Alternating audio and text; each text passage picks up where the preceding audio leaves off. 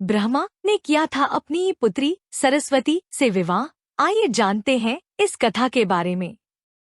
हिंदू धर्म के दो ग्रंथों सरस्वती पुराण और मत्स्य पुराण में सृष्टि के रचयिता ब्रह्मा का अपनी ही बेटी सरस्वती से विवाह करने का प्रसंग है, जिसके फलस्वरूप इस धरती के प्रथम मानव मनु का जन्म हुआ।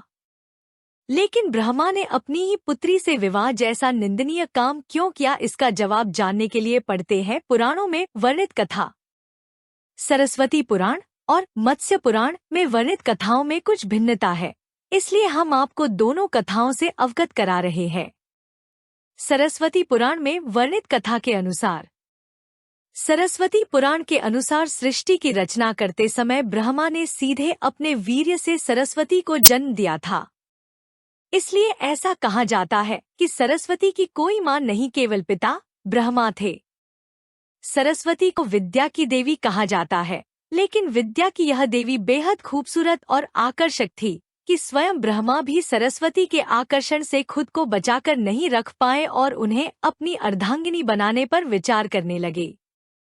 सरस्वती ने अपने पिता की इस मनोभावना को भांपकर उनसे बचने के लिए चारों दिशाओं में छिपने का प्रयत्न किया, लेकिन उनका हर प्रयत्न बेकार साबित हुआ।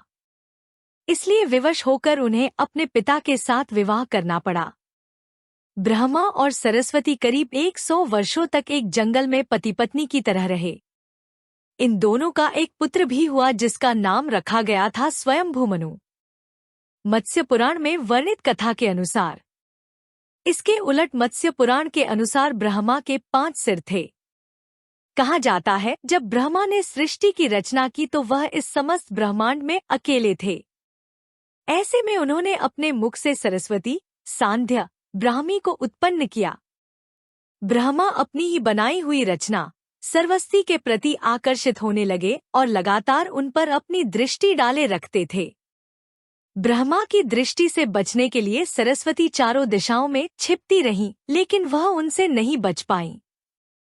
इसलिए सरस्वती आकाश में जाकर छिप गईं, लेकिन अपने 5वें सिर से ब्रह्मा ने उन्हें आकाश में भी खोज निकाला और उनसे सृष्टि की रचना में सहयोग करने का निवेदन किया।